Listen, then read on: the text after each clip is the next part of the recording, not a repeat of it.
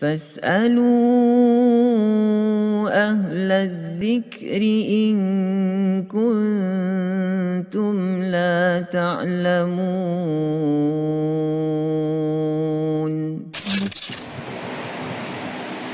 Assalamualaikum warahmatullahi wabarakatuh.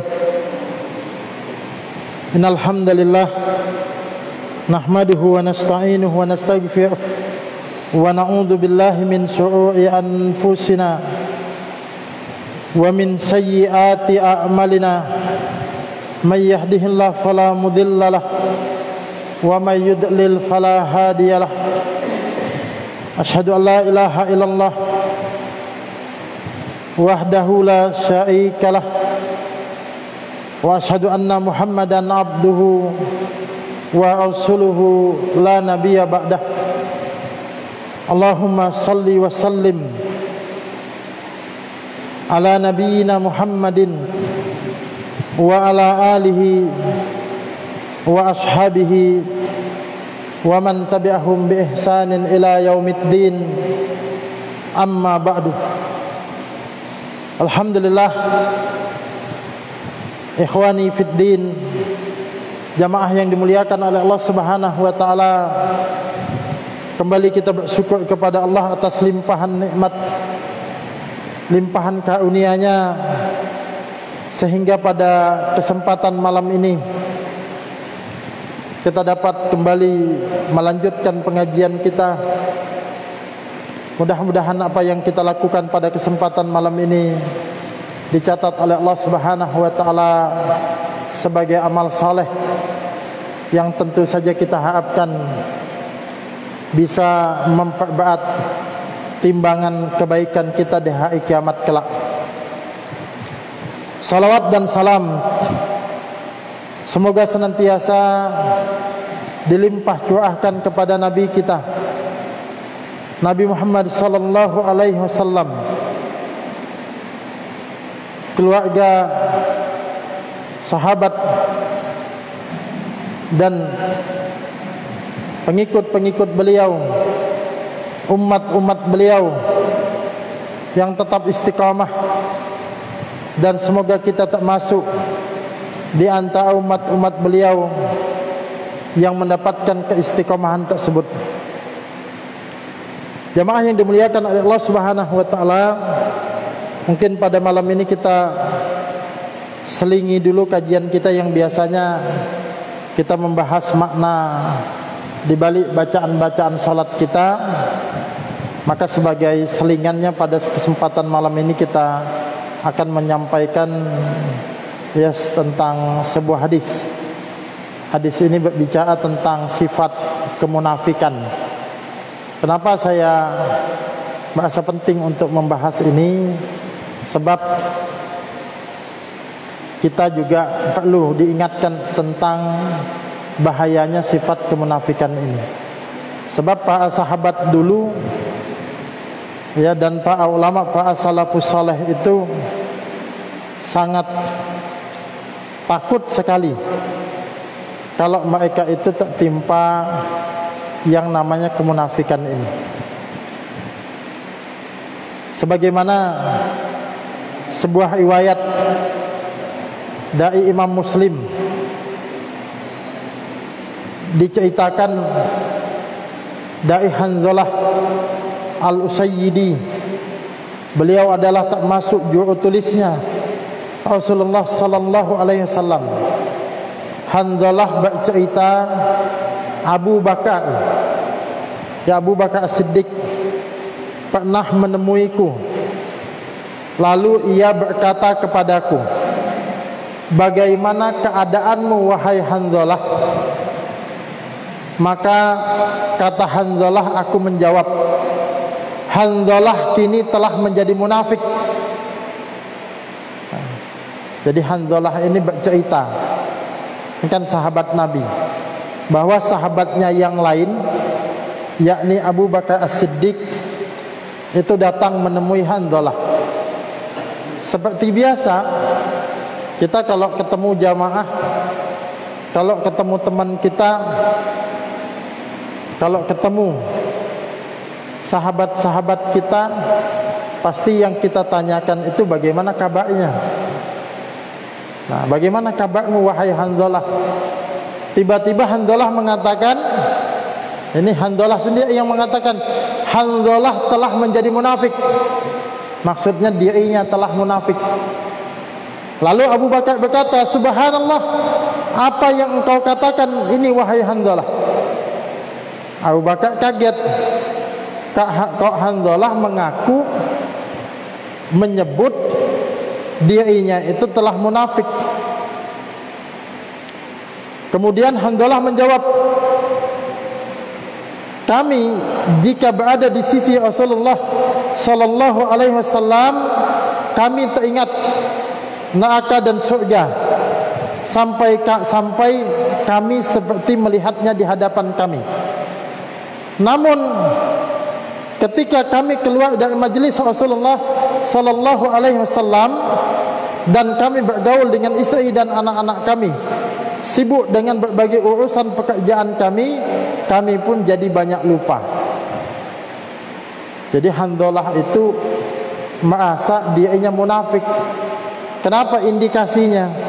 Karena kata Hanzalah, kami itu kalau berada di sisinya Rasulullah sallallahu alaihi wasallam itu seakan-akan neraka dan surga itu ada di hadapan kami. Maksudnya betul-betul yakin, keimanannya itu memuncak, Pak. Tapi begitu pulang kembali, disibukkan dengan pekerjaan, disibukkan dengan urusan keluarga, disibukkan dengan berbagai macam aktivitas, kami pun lupa lagi. Nah, Hanzalah merasa apa yang dia alami ini kok seperti ada dua keadaan. Di sisi Rasulullah begini, tapi begitu menjauh dari Rasulullah lain lagi. Ini mungkin juga kita alami. Kita itu kalau sudah di majelis ilmu semacam ini, dibacakan hadis, dibacakan ayat, kayaknya yakin betul. Dibacakan tentang ayat-ayat kematian, pokoknya ingat mati kita. Dibacakan tentang dosa, ingat dosa kita. Diceritakan tentang surga, pengen masuk surga kita. Ya, diceritakan tentang keutamaan bersedekah, keutamaan berjuang, kita pengen sedekah dan berjuang. Tapi begitu pulang ke rumah, kadang-kadang lupa lagi. Nah, Abu Bakar yang mendengarkan cerita sahabatnya ini lalu mengatakan, kami pun begitu, aku pun begitu. Ya, artinya apa yang dialami Hanzalah ini juga ternyata dialami oleh Abu Bakar. Kemudian Hanzalah bercerita, aku dan Abu Bakar pergi menghadap kepada Rasulullah sallallahu alaihi wasallam. Lalu aku berkata, wahai Rasulullah. Jadi dua sahabat ini tadi, ya karena galau lah bahasa kita, karena bimbang, bertanya kepada Rasulullah, menghadap kepada Rasulullah.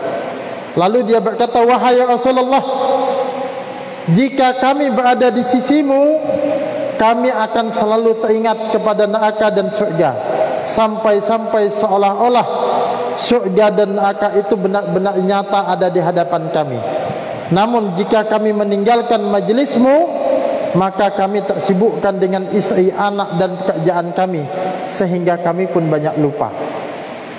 Jadi keadaan mereka itu diadukan kepada Rasulullah sallallahu alaihi wasallam. Lalu Rasulullah sallallahu alaihi wasallam bersabda, kata Rasulullah, demi Tuhan yang jiwaku berada di tangannya, maksudnya demi Allah, seandainya kalian mau continue dalam beramal sebagaimana keadaan kalian ketika berada di sisiku dan kalian terus mengingat-ingatnya, maka niscaya para malaikat akan menjabat tangan kalian di tempat tidurmu dan di jalan. Maksudnya Rasulullah, kalau kamu istiqamah, kalau kamu continue di sisi Rasulullah begitu, begitu pulang ke rumahmu keimanannya sama. Kalau kamu di majelis ilmu dengan pulang berkumpul di kantor di tengah pekerjaanmu, posisi keimanannya sama, maka malaikat itu akan menjabat tanganmu, maksudnya mengucapkan selamat. Itulah yang hebat, ya. Namun handalah, kata Nabi, lakukanlah sesaat demi sesaat. Beliau mengulangi sampai 3 kali, ya, kalau sesaat demi sesaat. Nah, apa yang bisa kita ambil kesimpulan hadis riwayat Imam Muslim ini? Yang bisa kita ambil kesimpulan, jamaah yang dimuliakan oleh Allah Subhanahu wa taala, kita sebagai manusia, sebagai muslim yang tentu saja penuh dengan kelemahan dan kekurangan, itu memang kadang-kadang mengalami, ya, pasang surut keimanan. Keimanan itu naik turun. Kalau bisa stabil, keimanan kita bagus, itu hebat. Tapi kalaupun turun, kata Nabi, sesaat, itu wajar. Tapi sesaat saja, habis itu naik lagi. Jangan sampai bablas. Nah, itu maksudnya. Nah, jamaah yang dimuliakan oleh Allah Subhanahu wa taala, bagaimana sahabat Nabi, bahkan sekelas Abu Bakar, ya, itu sangat takut sekali mereka ini munafik. Sangat takut sekali. Makanya sampai bertanya kepada Rasulullah tadi. Nah, maka ini juga kuncinya, kita juga sangat khawatir. Makanya kalau keimanan kita itu meningkat ketika pengajian, ya sering-sering datang ke pengajian. Makanya kan ada yang bertanya itu begini, Ustadz, saya ini orangnya penuh mudah lemah. Saya ini kalau hidup itu untuk beribadah itu butuh motivasi. Kalau lama saya tidak dapat motivasi, ya saya bisa lalai lagi. Apa solusinya? Solusinya sering-sering duduk di majelis ilmu. Kita kalau majelis ilmu ini rutin, minimal seminggu sekali, sepekan sekali, apalagi dalam sepekan bisa beberapa kali, ya, ibaratnya kita ngecas keimanan kita. Nanti pulang besok sibuk dengan urusan, nanti ketemu malam Jumat, di sini ada lagi pengajian, ngaji lagi, naik lagi. Jadi tidak sempat, ibaratnya iman itu sempat betul-betul merosot betul-betul. Ibarat baterai HP itu belum sempat kosong, sudah dicas lagi. Nah, ini kuncinya begitu. Makanya Nabi mengatakan sesaat demi sesaat. Makanya jangan lama-lama meninggalkan pengajian, jangan meninggalkan masjid, jangan meninggalkan jamaah, karena itu bisa, ya, menyebabkan hati kita ini berpenyakit. Dan termasuk di antara penyakitnya itu adalah penyakit kenifakan atau kemunafikan. Nah, jamaah yang dimuliakan oleh Allah Subhanahu wa taala, itu gambaran sahabat Nabi. Ini diceritakan juga oleh seorang tabi'in, namanya Ibnu Abi Mulaikah. Ada seorang tabi'in namanya Ibnu Abi Mulaikah. Tabi'in itu artinya dia pernah hidup berjumpa dengan sahabat-sahabat Nabi, tapi dia belum pernah bertemu dengan sahabat Nabi, dengan Nabi. Nabi sudah wafat, dia belum sempat ketemu, ya. Nah, dia itu hidup atau tumbuh dewasa pada saat sahabat Nabi masih ada, tapi Nabi sudah tidak ada. Ini namanya tabi'in. Nah, kata Ibnu Abi Mulaikah, adraktu salafina min ashabin Nabi sallallahu alaihi wasallam, kulluhum yakhafun nifaq ala nafsih aku telah mendapati, aku telah bertemu dengan 30 orang sahabat Nabi sallallahu alaihi wasallam. Semuanya khawatir, takut dirinya itu tertimpa kemunafikan. Nah, jadi sahabat Nabi itu semua khawatir, jangan-jangan ada sifat kemunafikan, ada sifat nifak di dalam diri mereka. Padahal kita mengetahui bagaimana zaman sahabat ini zaman yang mendapatkan garansi dari Nabi sallallahu alaihi wasallam, yang ketika Rasulullah sallallahu alaihi wasallam menjelaskan tentang golongan yang selamat, sahabat bertanya, siapa yang selamat itu? Kata Nabi, adalah apa-apa yang aku dan sahabatku di atasnya. Yang Nabi menyebut khairul qurun qarni, sebaik-baik zaman itu adalah zamanku, maksudnya zaman sahabat. Tsummal ladzi yalunahum, tsummal ladzi yalunahum, kemudian sesudahnya, kemudian sesudahnya. Nah, jamaah yang dimuliakan oleh Allah Subhanahu wa taala. Ya, kalau Nabi sahabat saja, generasi terbaik umat ini, sahabat itu dididik langsung oleh Rasulullah sallallahu alaihi wasallam. Muridnya Rasulullah langsung. Tapi mereka sangat khawatir tertimpa kemunafikan.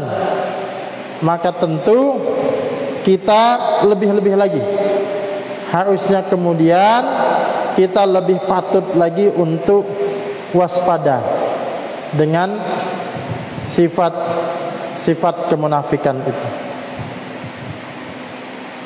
Kemudian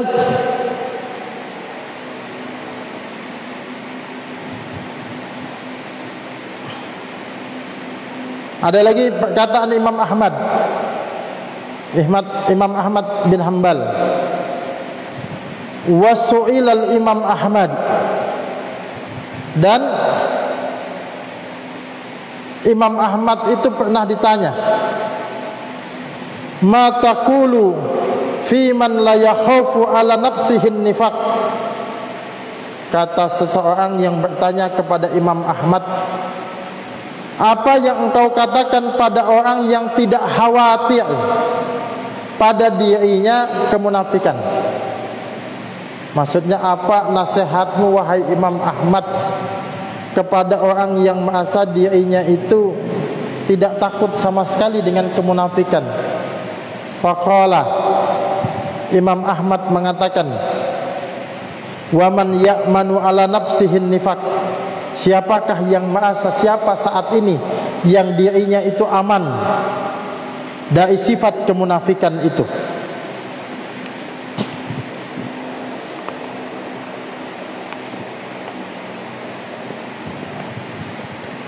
Maksud Imam Ahmad itu tidak ada, tidak patut, tidak sepantasnya, tidak selayaknya ada orang yang merasa aman dari kemunafikan. Tidak boleh ada, sebab kemunafikan itu sangat bahaya sekali. Nah, kemudian ada juga perkataan Imam Hasan Al-Basri. Ini juga ulama dari kalangan tabi'in. Apa kata Imam Hasan Al-Basri? Ma khaufahu illa mu'min wala amanahu illa munafiq. Orang yang khawatir pada kemunafikan itulah mukmin. Dan orang yang selalu merasa aman dari kemunafikan itulah sejatinya munafik itu. Jadi gini, kalau ada seseorang yang takut tak timpa kemunafikan, maka kata Imam Hasan Al-Basri, dialah mukmin itu. Ya, dia takut terjangkit satu penyakit namanya kemunafikan ini. Nah, itu mukmin itu, karena ada rasa takut. Tapi kalau ada orang yang kelewat pede, merasa aman bahwa dirinya itu bebas dari sifat-sifat kemunafikan, nah itulah munafik itu. Ya. Makanya ada ungkapan kan, kalau seseorang itu sudah merasa pandai, ada orang merasa pandai sudah, merasa alim, maka sesungguhnya itu orang bodoh. Tapi kalau ada orang sudah belajar, sudah banyak ilmunya, sudah mungkin banyak baca kitabnya, tapi tetap saja merasa kurang ilmunya, ini orang yang cerdas itu yang begini. Sama yang dikatakan oleh Imam Hasan Al-Basri ini, ma khafahu illa mu'min. Tidaklah seseorang yang takut dengan kemunafikan itu, kecuali itulah mukmin itu. Wala amanahu illa munafik. Dan tidaklah orang yang merasa aman dari sifat kemunafikan, kecuali dia itu yang munafik itu. Nah, jadi ini yang saya katakan tadi, bagaimana para sahabat ini sangat takut sekali, ya, dengan sikap atau sifat kemunafikan ini. Makanya tadi ini menyadarkan kita perkataan Ibnu Abi Mulaikah yang dia sudah berjumpa dengan 30-an sahabat Nabi, lalu dia bersaksi menyaksikan 30 sahabat Nabi yang dia jumpai itu, kulluhum, semua mereka itu, ya khaufun nifaq, takut terhadap kemunafikan ala nafsihi, atas dirinya. Kalau generasi terbaik umat ini, para tabi'in, para ulama seperti Imam Ahmad itu mengatakan sangat takut dan tidak patut ada orang mukmin yang merasa aman dari sifat kemunafikan, lalu pantaskah kita kemudian merasa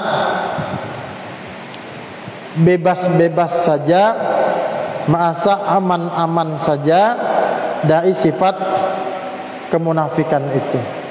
Padahal di dalam Al-Quran kalau kita bandingkan,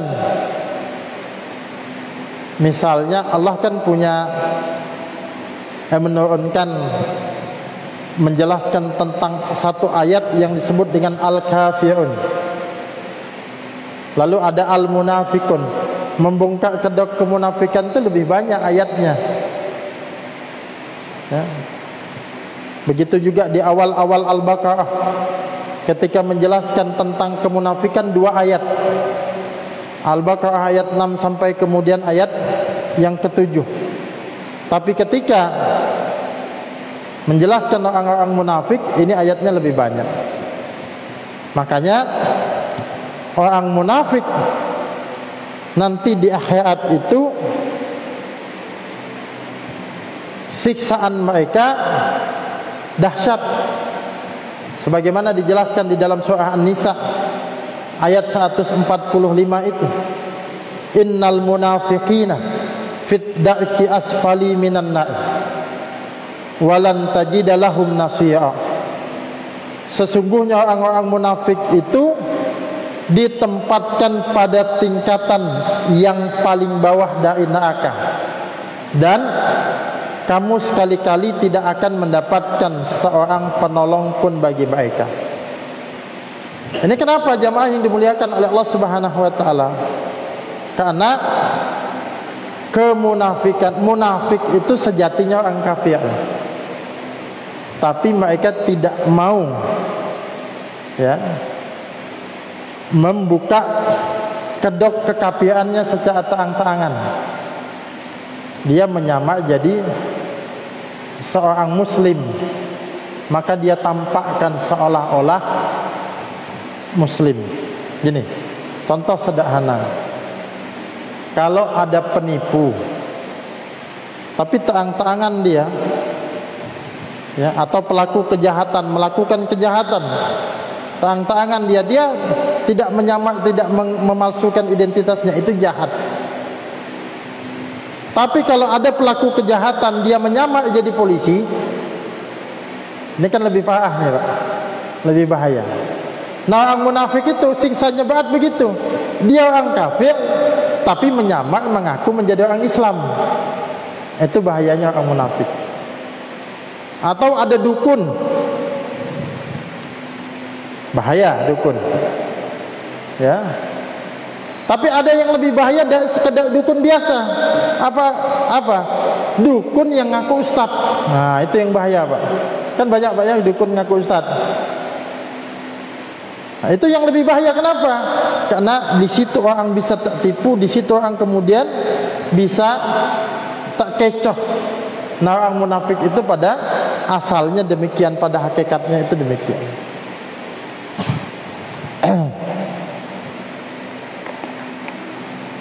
Nah kemudian para ulama menjelaskan tentang apa sih definisi kemunafikan. Munafik itu kan pelakunya sifatnya nifak. Ada yang menjelaskan di banyak penjelasan bahwa nifak itu berasal dari kata an-nafiqah. An-nafiqah itu adalah sebuah, pada asalnya dia nama sebuah lubang tempat keluarnya ya'bu. Ya'bu itu hewan sejenis tikus Pak. Dia binatang ini binatang yang apa ya, yang punya akal gitu, bukan punya akal, yang boleh dikatakan licik lah, atau dia bisa bersembunyi di lubang. Jadi ada lubang, ternyata lubang ini punya dua dia. Dia kalau diburu dari sebelah sini, dia keluarnya dari sebelah sini. Dia memang sengaja buat dua lubang.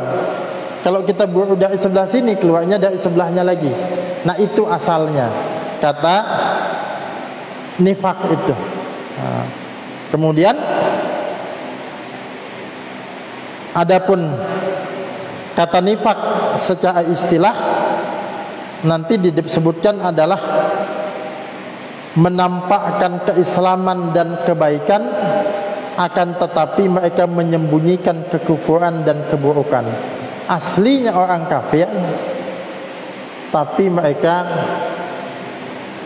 menyembunyikan kekafirannya, wajahnya dikamuflase, perilakunya dikamuflase, seolah-olah dia seperti seorang muslim. Makanya para ulama menyebutkan inti dari kemunafikan itu adalah berbeda antara yang lahir dan yang batin. Misalnya dikatakan oleh Imam Hasan Al-Basri itu minan nifaq ikhtilaful qalbi wal lisan. Di antara tanda kemunafikan adalah berbedanya antara hati dengan lisan. Wahtilafus sirri wa alaniyah, dan berbedanya antara yang tersembunyi dan apa yang nampak. Wahtilafud dukhuli wal khuruj, berbedanya antara yang masuk dengan apa yang keluar. Makanya sebagian ulama juga mengatakan khusyuknya orang munafik, jasadnya terlihat khusyuk, namun hatinya tidak ada yang khusyuk. Makanya kalau kita perhatikan di Al-Baqarah ketika membuka penjelasan tentang orang-orang munafik itu, kan Allah menggambarkan wa minan nasi may yaqulu amanna billahi wa bil yaumil akhir wa ma hum bimu'minin.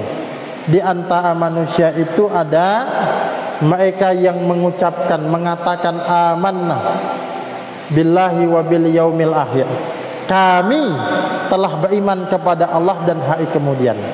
Ini lisannya mengucapkan begitu, tapi apa? Wa ma hum bimu'minin, pada hakikatnya mereka itu bukanlah orang yang beriman. Kenapa? Apa yang di dalam tafsir itu hampir semua tafsir kita buka, apa sebabnya keimanannya ditolak kan? Mereka mengatakan kami beriman kepada Allah dan hari kemudian, tapi Allah menolak persaksian keimanannya dengan mengatakan wa ma hum bimu'minin. Mereka itu bukan orang yang beriman. Kenapa ditolak keimanan mereka? Sebab apa yang diucapkan oleh lisannya itu berbeda dengan apa yang ada di dalam hati. Nah, itu ya. Nah, kemudian jamaah yang dimuliakan oleh Allah Subhanahu wa taala, berdasarkan pengamatan dari ayat-ayat Al-Qur'an yang menjelaskan tentang sifat-sifat kemunafikan dan juga hadis yang menjelaskan tentang sifat-sifat kemunafikan, maka para ulama membagi kemunafikan ini ke dalam dua pembagian. Ini penting untuk kita pahami juga. Yang pertama ada yang namanya nifaq i'tiqadi. Nifaq i'tiqadi ini mengeluarkan pelakunya dari agama Islam, sehingga berlaku pada orang tersebut hukum yang sama dengan pelaku kafir, ya, pelaku kufur akbar dan syirik akbar. Hal ini pada hakikatnya orang munafik adalah orang kafir. Bahkan mereka lebih jelek dan lebih berbahaya daripada orang kafir yang asli. Karena selain kekafiran, mereka juga melakukan kedustaan, kebohongan dan tipu daya kepada kaum muslimin. Nah, nifaq i'tiqadi ini adalah memang secara keyakinan dia itu munafik. Yang tadi kita katakan, yang mereka itu pada hakikatnya tidak ingin masuk Islam. Pada hakikatnya tidak beriman kepada Allah dan Rasulnya, tidak beriman kepada hari kiamat. Cuma mereka menutup kekafiran mereka tadi dengan mengaku beriman, mengaku sebagai muslim. Kenapa? Nah, tentu ada kepentingan-kepentingan, mungkin supaya diterima di tengah masyarakat, supaya kemudian mendapatkan kepentingan duniawinya. Ini memang secara keyakinan sejak awal masuk Islam sama sekali tidak ada keimanan. Memang mereka itu kafir, cuma tidak terang-terangan mengaku kafir. Kalau tadi saya bahasakan, orang munafik ini, nifaq i'tiqadi ini adalah orang kafir yang menyamar menjadi orang Islam. Nah, oleh sebab itu kita melihat orang kafir itu, orang munafik itu nanti mereka juga melaksanakan sholat, tapi sholatnya itu sama sekali bukan untuk Allah Subhanahu wa ta'ala. Sholatnya mereka itu supaya dilihat oleh manusia. Kalau mereka sholat, sehingga mereka dianggap sebagai muslim. Kalau zaman dulu, di zaman Nabi, tidak ada orang Islam yang tidak sholat. Orang Islam semuanya sholat. Sehingga kalau seandainya orang munafik ini tidak sholat, ketahuan nanti bukan Islam, maka akhirnya mereka sholat. Makanya digambarkan dalam surah An-Nisa ayat 142 itu, innal munafiqina yukhadi'unallaha wa huwa khadi'uhum. Sesungguhnya orang-orang munafik itu menipu Allah, dan Allah akan membalas tipuan mereka. Wa idza qamu ila sholati qamu kusala. Kalau mereka ini mendirikan sholat, mereka mendirikannya dengan malas. Kenapa? Karena memang sholat mereka bukan untuk Allah. Sholat mereka ini untuk manusia. Makanya di lanjutan ayatnya, yura'unan nasa. Mereka ini ya bermaksud teriak supaya dilihat oleh manusia. Makanya saya dapat satu penjelasan yang menurut saya bagus. Kan di dalam hadis itu ada dua sholat yang sangat berat dilakukan oleh orang-orang munafik. Salat jamaah yang berat. Orang munafik itu salatnya berat. Idza qamu ila salati qamu kusala. Tapi ada yang lebih susah lagi mereka lakukan. Dua jenis salat itu, salat isya dan salat subuh. Ini sulit orang munafik melakukan itu. Nah, apa alasannya? Paling tidak ada dua. Yang pertama, karena memang waktu-waktu itu waktu-waktu yang susah. Ya. Waktu isya itu udah waktu malam, capek, lelah gitu ya. Nah, apalagi yang bekerja seharian gitu, lelah, capek. Waktu subuh apalagi? Ya. Waktu susah orang bangun, bahkan disitulah pulas-pulasnya kita tidur. Itu satu sisi itu. Tapi ada juga penjelasan yang saya baca itu. Kan dulu waktu isya dan waktu subuh itu udah gelap, Pak.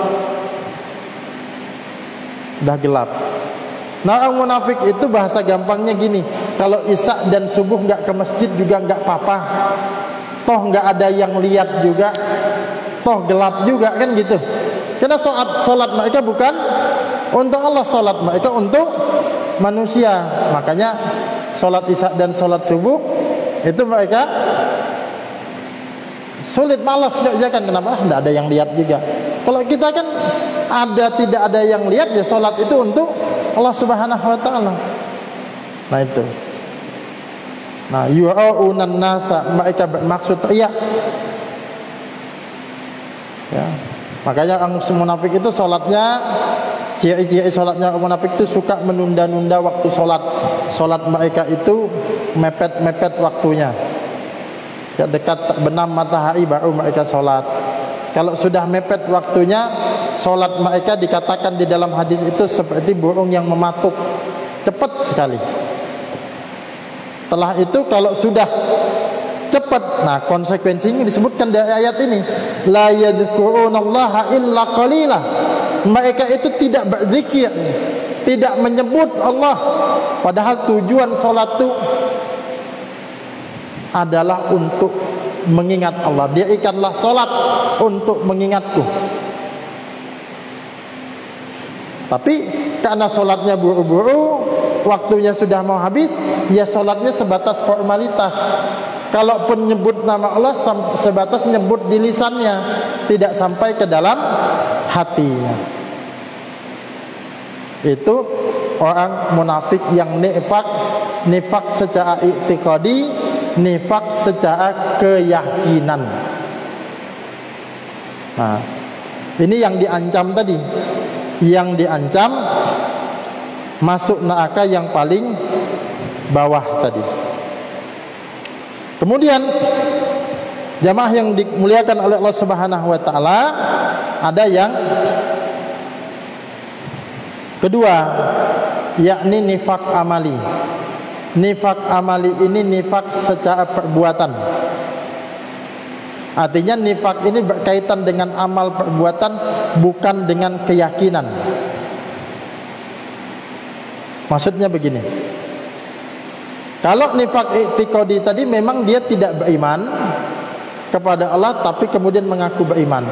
Kalau nifak amali ini dia secara keyakinan dia muslim. Dia di dalam hatinya percaya kepada Allah, mengakui Nabi Muhammad sebagai utusan Allah, beriman kepada hari akhirat. Ya, tidak ada persoalan dengan keyakinan. Cuma perilakunya, perbuatannya, amalnya seperti amal-amal atau perbuatan-perbuatan orang munafik. Yang amal itu sebenarnya tidak patut dilakukan oleh seorang mukmin, cuma dikerjakan oleh orang muslim. Maka bahasa gampangnya ini mereka orang muslim, orang beriman, tapi kelakuannya seperti munafik. Kalau hatinya sih beriman kepada Allah, tapi itu secara perbuatannya seperti orang munafik. Jadi kalau saya Kalau nifak i'tiqadi tadi, definisi mudah dari saya ini, orang kafir yang menyamar atau mengaku menjadi orang Islam. Itu nifak i'tiqadi. Kalau nifak amali ini, orang Islam tapi kelakuannya kayak orang munafik, perbuatannya seperti perbuatan munafik. Nah, inilah yang disebut ya di dalam hadis yang kita biasa dengar itu. Ya, kata Nabi, ayatul munafiq salasun. Tanda munafik itu ada 3. Idza haddatsa kadzab. Kalau dia berkata dusta. Wa idza wa'ada akhlaf. Kalau dia berjanji menyelisihi. Wa idza tu'mina khan. Kalau dia diberi amanah, dia khianat. Dalam hadis yang lain ditambah wa idza khasama faja'u. Bila dia membantah, bila dia berselisih, faja'u, dia pajak melampaui batas. Dia berlaku zalim, dia berlaku curang. Nah, jadi kalau ada orang muslim tapi suka bohong, artinya ngomongnya bohong, tidak jujur, ini orang Islam tapi kelakuannya kayak munafik, ini nifak amali. Makanya bohong itu, dusta itu adalah sifat yang tidak patut ada bagi seorang muslim. Layaknya atau itu sepatutnya hanya dikerjakan orang munafik. Orang Islam jangan sampai itu tak biasa dengan sifat yang bohong itu. Kalau berjanji dia menyelisihi, suka buat janji. Ya, kalau sudah ngomong, kalau sudah janji, itu kalau orang di sini bilang bina pak iya-iyanya Pak, ya. Tapi giliran nanti mau memenuhi suka menyelisihi. Kalau diberi amanah khianat. Ya. Nah, ini hati-hati. Ya. Dan godaan terberatnya 3 hal ini sangat rentan terjadi kepada para politisi. Ya. Nah, ini kan kita Abu nanti mau ada pemilihan kepala daerah tuh. Bahkan serentak di beberapa wilayah di Kaltim, jangan bahkan seluruh Indonesia. Nah, tentu tidak boleh kampanye Pak, masa-masa tenang sudah Pak ya. Nah, cuma maksud saya jangan sampai terkena ini nih, para calon ini jangan sampai kena ini. Kalau ngomong dusta, rupanya jangan sampai kampanyenya kemarin itu isinya dusta semua, jangan sampai. Ya. Kalau dia berjanji diselisihi, janjinya kemarin itu diselisihi semua, diingkari semua. Kalau sudah terpilih diberi amanah, dia khianat. Nah, itu jangan sampai semacam itu. Nah, ya mudah-mudahan nanti dapat kita pemimpin-pemimpin yang baik, ya, pemimpin-pemimpin yang paling tidak yang sempurna mungkin tidak bisa, tapi pemimpin yang ada nanti paling tidak yang hati dan pikirannya itu bekerja untuk rakyat. Kalau sempurna susah, minimal itu. Cuma jangan harap juga bisa dapat dapat pemimpin yang baik nanti. Kalau sudah besok kita nunggu-nunggu amplop serangan pajak, Pak. Nah, jangan harap itu. Apalagi sekarang itu rupanya kan kampanye anti money politik ini saya lihat semakin kesini juga semakin pesat. Nah, sekarang kedoknya juga macam-macam. Ada yang kedoknya sebagai uang saksi katanya. Tiba-tiba kita bukan saksi, nanti disuruh ini dijadikan saksi. Nah, itu. Tentu kalau saksi kan terbatas jumlahnya. Kalau se-RT itu saksi semua kan tak repot juga. Nah, saya baca-baca itu macam-macam dah. Nah, saran saya, apalagi kalau jamaah pengajian, kalau ada ada yang datang bagi-bagi amplop, suruh milih, suruh masuk rumah Pak, bikinkan kopi, habis itu ceramah Pak, ya, jangan suruh pulang, ya nasihati dulu, suruh pulang, gitu, bikinkan kopi dulu, panas-panas kopinya, supaya tidak lama dia, nasihati, takutkan diingatkan saja dengan ya ayat-ayat tentang neraka supaya tidak ini. Kalau kita membiasakan pola-pola semacam itu, ya nanti kapan kemudian dewasanya umat ini, ya itu untuk pemilihnya cerdas, kita nasihatkan begitu. Untuk ya pelaksananya, mulai panitia sampai kemudian penyelenggara pemilunya, ya jujur dan adillah sebagai wasit untuk para calon pemimpin, apalagi pemimpin nanti yang terpilih, hendaknya ya amanah terhadap amanah yang diberikan oleh masyarakat ini. Jangan sampai nanti walaupun muslim tapi sifat-sifatnya seperti sifat-sifat kemunafikan. Nah, sudah masuk waktu Isya, mudah-mudahan ada manfaatnya. Kita tutup dengan doa penutup majelis. Subhanakallahumma wa bihamdika asyhadu an la ilaha illa anta astaghfiruka wa atubu ilaik. Sekian, assalamualaikum warahmatullahi wabarakatuh. Bergabunglah bersama gerakan Infak Peduli Dakwah. Hanya dengan mendonasikan dana Anda sebesar Rp50.000 setiap bulan, berarti Anda telah membantu syiar dakwah Islam hingga ke berbagai wilayah pedalaman Kalimantan Timur. Karena dakwah tak harus ceramah.